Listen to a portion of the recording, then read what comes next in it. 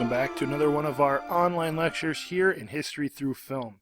We're actually going to start our first unit today by looking at the first of our three civilizations that we'll study in our Eastern Civilization unit.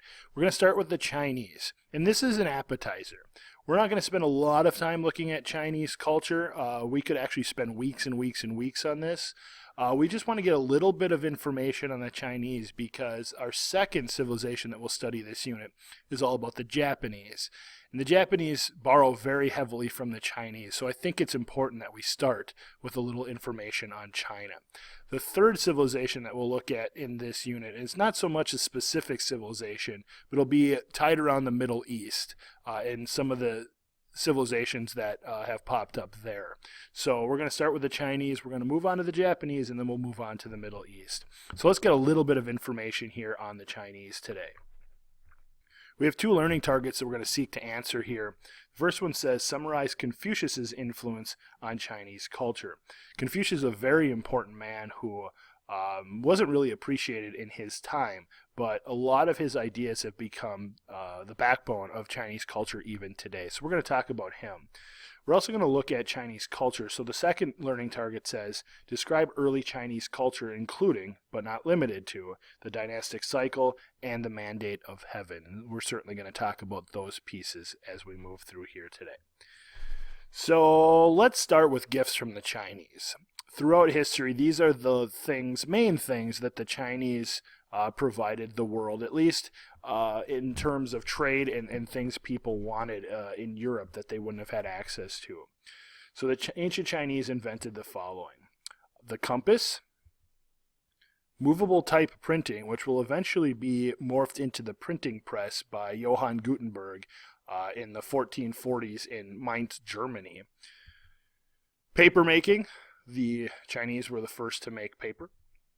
Gunpowder, and we all know that the Chinese are famous for fireworks, but gunpowder changes warfare forever. We'll talk about that in our third unit when we look at warfare. And so it's definitely you can't bring a sword to a gunfight. You'll lose pretty much every time. So gunpowder really is a game changer. The mechanical clock comes from the Chinese. Harvesting silk, definitely a hot commodity back in Europe once trade really starts to flourish with the Chinese, and that kind of comes and goes as history goes on.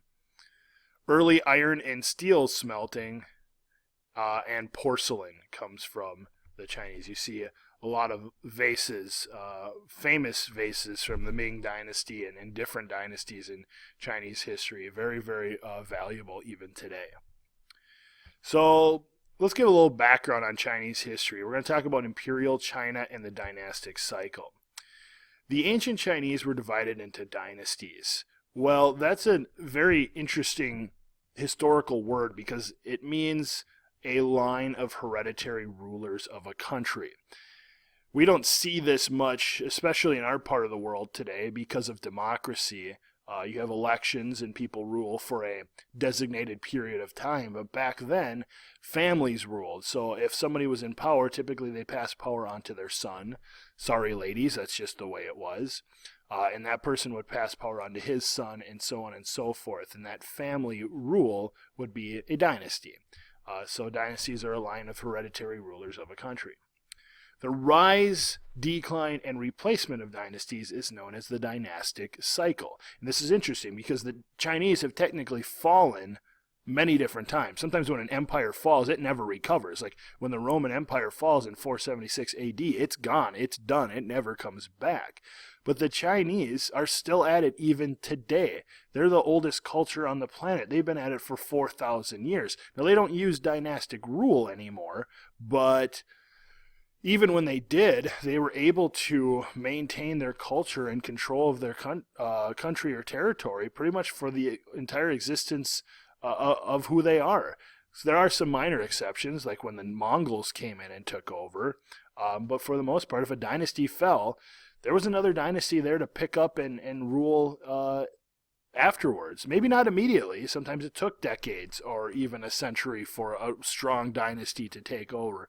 But over and over and over again, you had different dynasties that ruled China. And that rise, decline, and replacement of dynasties is known as the dynastic cycle.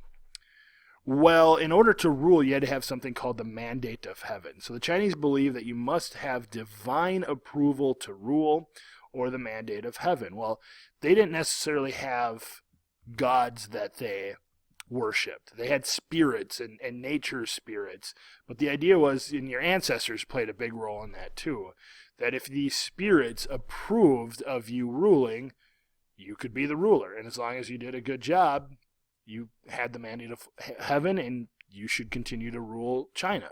However, once you lost that mandate of heaven, oftentimes that came through like natural disasters or famine or warfare, things like that, then it was the spirit's way of saying, all right, people, it's time for a change. And oftentimes these dynasties changed because of peasant rebellions. The people were hungry, or they were overtaxed, or they were made slaves, and eventually they revolt, and they fought back and overthrew a dynasty. It could be very bloody and very violent, and it happened a number of different times. This gives you a look at the dynastic cycle. You can kind of see a new dynasty. Let me get my cursor on here. There we go. New dynasty restores peace, maybe makes some changes here, does some good things like builds canals and irrigation systems. And then I'm not going to walk you through all this, but eventually it becomes an aging dynasty. Problems occur like floods, famine, earthquakes, invasions, peasant revolts. Now it's time to start a new dynasty. If you want to take a minute and look at that a little bit deeper, you certainly can. It gives you a good idea of how this has typically happened in Chinese history. Here's a look at the different dynasties that have ruled China. Some of them you can see are longer than others. In my world history class, we talk a lot about the Qin dynasty, which is really, really short, but this is where we get the first emperor from. The first Chinese emperor's name is Shi Huangdi, and he wasn't really a great guy, but he did have some accomplishments that were worth talking about. And then we talk about the Han dynasty in world history as well, and we'll kind of touch on some of these other ones. But you can see some of them aren't particularly long. This is really, really ancient Chinese history. China really starts picking itself up right about here and advancing itself, and it brings us all the way up to 1911 when they had a big revolution, and which will eventually lead them to communism. That's part of the reason why you don't see dynasties there anymore. But this gives you a good look at the different dynasties throughout Chinese history. Well, that brings us to another guy that is worth talking about. Confucius. Confucius really is one of the most important thinkers that ever lived. He shaped Chinese culture and wasn't always appreciated. It was just too bad because his ideas are really fantastic. And his ideas are still prevalent in China today. So let's talk a little bit about who he was. Confucius was a Chinese teacher, editor, politician, scholar, and philosopher. What that tells us is he was very educated. And education was something he believed very, very strongly in. He felt all people should be educated because it makes you such more of a virtuous person. And I can't find any fault in that. I think that's a very good idea, and we need more of that even here in the modern world to provide more education, more people on the planet. He lived from 551 to 479 BC, and his philosophy emphasized a personal and governmental morality, correctness of social relationships, justice, and sincerity. A lot of that is being a good person to the people around you. And I don't know that it boils down perfectly to that, but if you're educated, you can work to move forward with society. You can get along with people. You can build new things, create new things. And so being a moral person is a big part of that. His ideas were put down during the Qin dynasty. Qin dynasty was short-lived. That's the one I was telling you about with Shi Huangdi. They didn't really like thinkers like Confucius. They actually had a lot of Confucius thinkers killed because the educated elite, those who could think and argue, were the ones who could tell you you're doing things wrong. And Shi Huangdi, the emperor, didn't want that, so he had those people killed, which is just really sad. That'd be like the president of the United States killing all of his cabinet members because he doesn't want advice from anybody.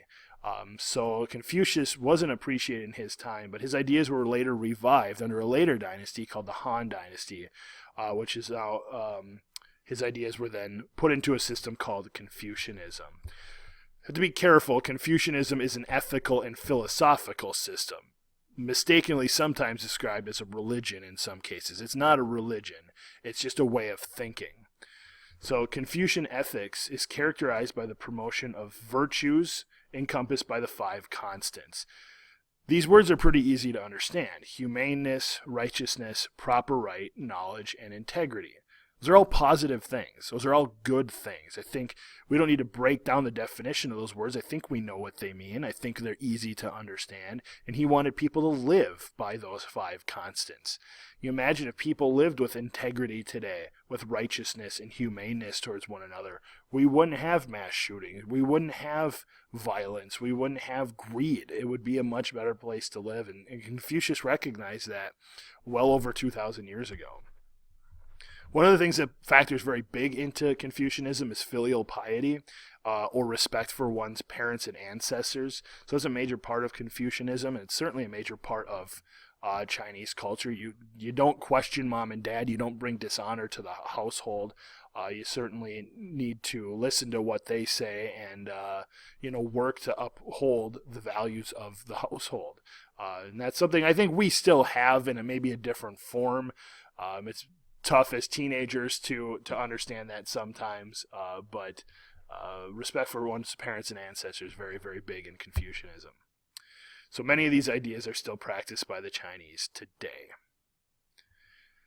Well, let's talk a little bit about Chinese culture, because there's no doubt Confucianism has a big role to play in there. So throughout its 4,000 plus years of existence, the Chinese culture has remained very ethnically Chinese.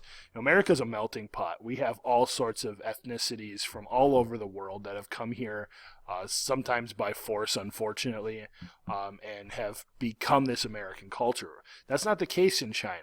Most people in China can trace their lineage back if they have the records, and they are Chinese, Chinese, Chinese all the way through. Whereas I can say I'm part Polish, my grandparents lived in Austria, so there's kind of a diverse German background there with a little bit of German, a little bit of Austrian, a little bit of Polish there. That doesn't happen in China. The people there are very, very ethnically Chinese, and they're proud of that.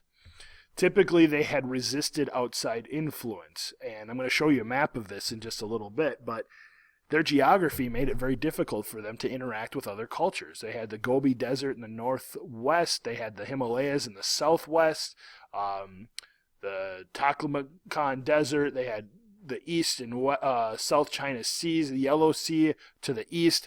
They're pretty cut off. So they had to be self-sufficient. They had to have what they needed to survive. They couldn't rely on foreign trade to do so. And because of that, they called themselves the Middle Kingdom, thinking they are the center of the civilized world. And it's hard not to think that when you have everything you need. You're a pretty thriving culture. You've been around for a long time. So they called themselves the Middle Kingdom, kind of in an arrogant way, thinking we are the center of the civilized world. Despite roughly 10% of their land being farmable, they have been very self-sufficient and have not relied on trade as heavily as Westerners. And we talked a little bit about that.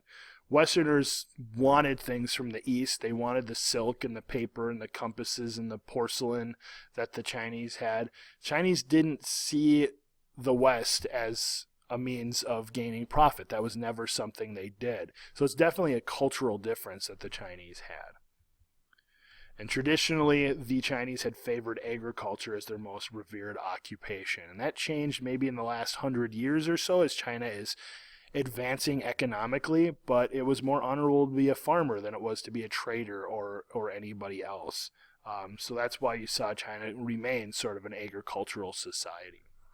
So we'll finish by looking at a map here just to kind of give you a little look at what I was talking about. Most of the people, even today in China, live way over here on the east coast. You can see how it's green there. I mean, you have the Himalaya mountains here, the tallest mountain range in the world. You have the Gobi Desert. You have the Taklamakan Plateau, or the Mongolian Plateau. You have the Yellow Sea, the South China Sea. I mean, you're surrounded by geography that is not easy to traverse by any means. So in a way, you're kind of stuck right here, and you had to make do with what you had. So the Chinese definitely did that. So that's our appetizer. That's our introduction here in this unit, just to kind of give us some basic Chinese background, because when we move on to Japan, we're going to see some similarities, but the Japanese borrow very, very heavily from China. And it makes sense because the Japanese are right over here. And they're going to trade, they're going to interact with China and take a lot of their culture with them. So that's going to do it for us here today. Hope you learned something. We'll see you next time.